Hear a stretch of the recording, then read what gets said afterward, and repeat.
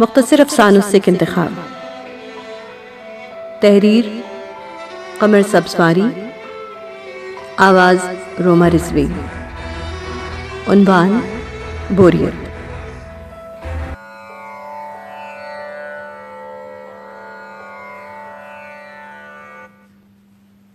मेले में बाप की उंगली पकड़े घूमता हुआ बच्चा, सर के बल खड़े होकर रस्सी पर बाइसिकल चलाने वाली मदारी, सांप के जिस्म और इंसान के मुंह वाली लड़की और शेर के मुंह में सर डालने वाले लड़के को बेजारी से देखता हुआ बोला, अब्बा, यहां तो सब कुछ बोर करने वाला और फीका फीका है।